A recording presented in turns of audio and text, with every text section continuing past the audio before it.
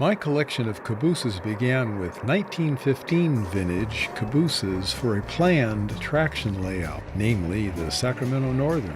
That meant scratch building from old Ira sweatbook pictures. This is about how plans can wander over the decades. The plans changed after building a small traction layout to a larger one featuring the 1950s on the SP. This is a modified Athearn Blue Box bay window caboose. This featured a roof-mounted red light group and a pair of Ad Lake lanterns. I built a few of these old Silver Streak model kits from the 1950s bought at model railroad swap meets in the 1995 time frame. They were built to attempt to resemble the C40 style caboose that SP built in the 1930s.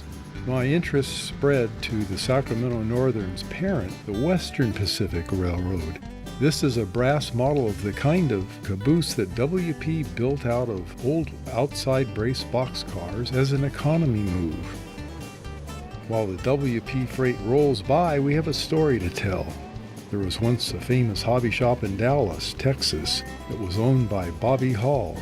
Her shop was one of the most complete around for many decades. She was also the founder of Hallmark Brass Models as well. She lived into her 90s. I bought this Balboa Models brass caboose of another type of WP boxcar conversion, only with the bay window this time. This Balboa brass model caboose was originally sold for $17.95 from Bobby Hall's Dallas hobby shop. I bought this particular model around 2010, still unpainted and lacking trucks. I bought it from a brass dealer. An SP train with older heavyweight equipment runs by with fully lighted passenger cars. The tailgate in the last car has a new type of end marker red light that was a substitute for the earlier Ad Lake lanterns hung on both sides of the last car. That conversion happened on passenger trains somewhere in the mid-1950s, I think. When I received this box with a brass model of a C40 SP caboose from a longtime friend, Rick Hatcher, I ordered the needed trucks and Star brand paint with the correct SP color to finish this gift. It's at the end of this freight train, painted and lettered, and slightly reworked as a new brass caboose. I chose to equip it with an end marker placed above the doorway instead of the more common Ad Lake dual kerosene lanterns. SP actually converted to the frog eye roof-mounted lights around the mid-1950s, but they removed the walkway on top of the cupola. I didn't want to do that. I also didn't want to drill the hard brass for another pair of Ad Lake lanterns.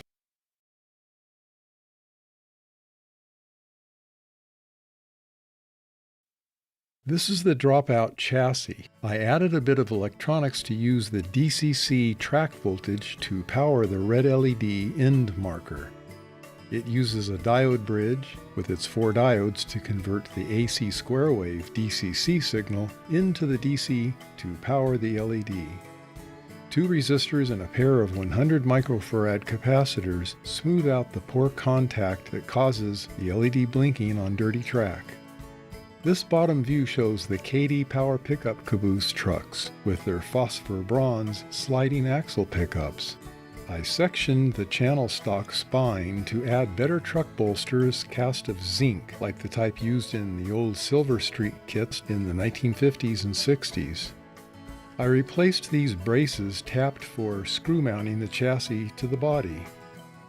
They have bent ends for better solder mounting strength. The originals were simply butt-mounted, and one came off during handling.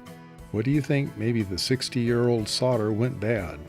It took some doing to get these soldered in place with equal height without a slight twist. The factory probably had lots of fixtures to make this job easier. Each truck has 1 wire. The trucks are mounted so the red dots are on opposite sides. The wires pass through these holes. I used Sig-Bond wood glue that helps to retain the wires slack but can be removed if necessary. A good yellow wood glue would also work. I used the older, thicker Champ decals. They stopped their supply of decals, but they're still around on eBay and other places. These decals have many of the older and missing applications of the 1950s era. I was unhappy with airbrushing the Star brand gloss coat as well as trying a supply of Flocal gloss. Both seemed flat and speckled, so I restarted, but I used a simple rattle can of Tester's gloss coat, with success I might add. After waiting a day for the gloss to cure, I then applied the decals, and then a few hours in a warm area later, I later added a top coat of gloss coat. After a day of waiting again, I shot Tamiya brand flat clear finish to remove the glossiness. The results were exactly what I wanted.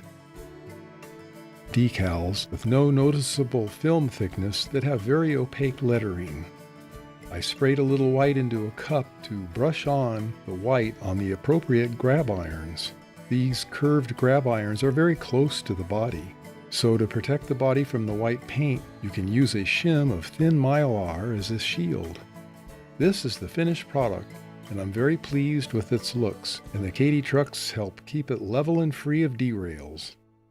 Stand by for a preview. It's an available 2-hour DVD of the time frame that featured these models and even lots of steam power.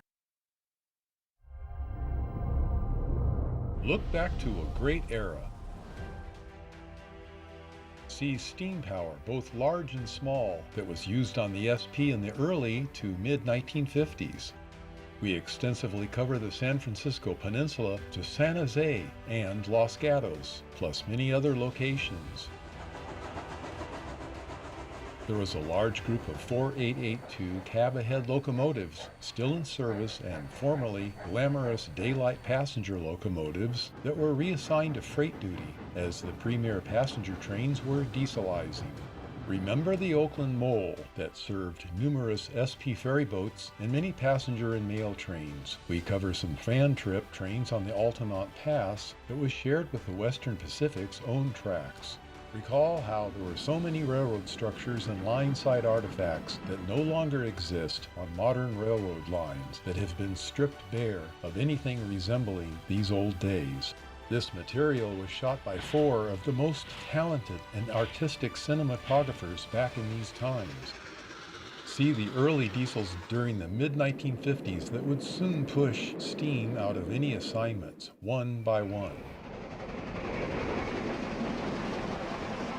This made viewing, writing, and filming these a priority that could not be missed. We review many of the GS-class locomotives and their history.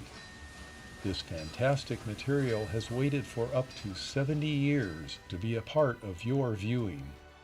Visit busy San Jose and see typical locomotive preparations and take a memorable fan trip up to Altamont Pass and beyond.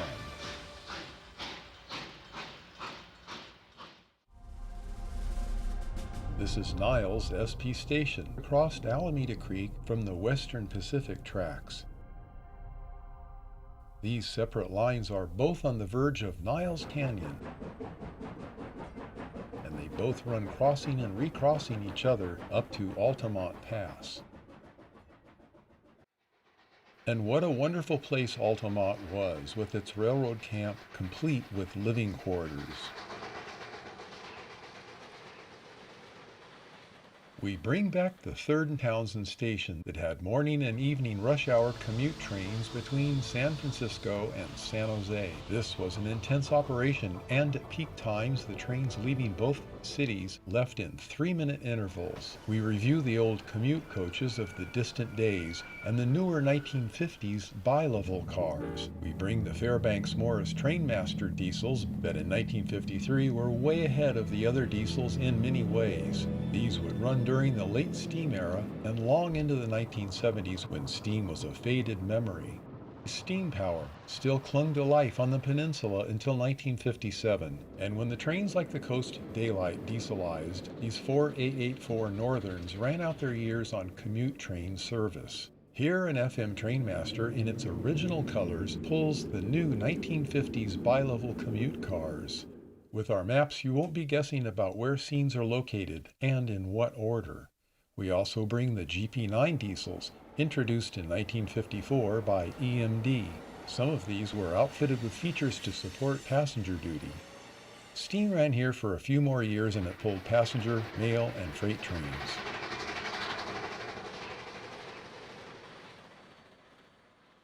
After fans witnessed the retirement of all regular steam by 1957, they would eventually see all of the train masters retired by 1975. Not one of these was saved from the scrap dealers. That makes all these scenes the more important.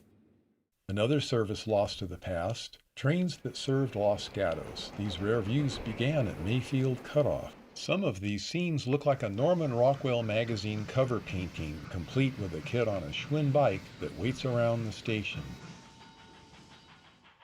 We stop at Los Gatos Station, and the train backs out to Vasona Junction, and then continues on to San Jose.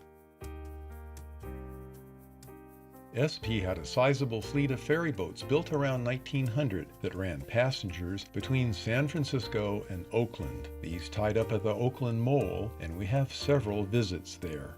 This sprawling facility was all built on landfill. Some of SP's finest trains originated here, such as the City of San Francisco over Donner Pass, the San Joaquin Daylight, and the Shasta Daylight, and a number of secondary passenger and mail trains that also used this complex. We visit the Oakland 16th Street Station area and Berkeley Station to see some of these great trains.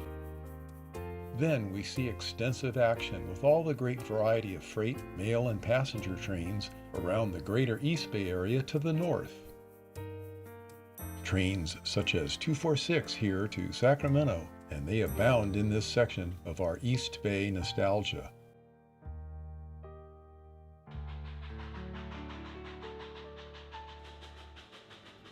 After Berkeley, we visit Albany, Richmond, and beautiful places out to Crockett to see lots of freight trains and a few more passenger trains, all under steam power in the 1950s. Next, we extensively travel on the Northwestern Pacific that was a Southern Pacific subsidiary line that went 284 miles north to Eureka, California. We ride and follow passenger trains 3 and 4, as well as some railfan trips in the days of steam that all ended by 1954 up here. The picture and sound quality is amazing. One of our stops is at Willits and its junction with the lumber loads from California Western Railroad.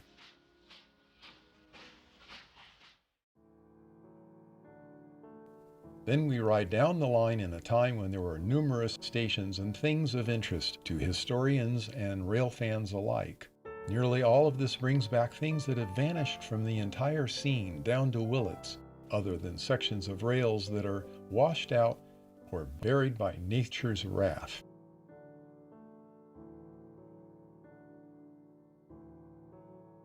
By 1954, steam was all replaced here, and trains 3 and 4 from San Rafael to Eureka were dieselized and equipped with newer passenger cars. See some of the wild and challenging landscape that required not only great engineering, but constant repair from nature's destructive forces over the decades. This section has incredible scenery that was, in our mind, California's greatest rail adventure. This was the last service that went from Eureka to Willits with a single RDC self-powered rail car until it, too, stopped running in 1971. See some pre-Amtrak SP trains in their last years and share this great experience back in a number of decades from 1948 to 1973. If you lived in these times, you can see it all again. If you missed these times, you have a second opportunity to finally see some great history in the making.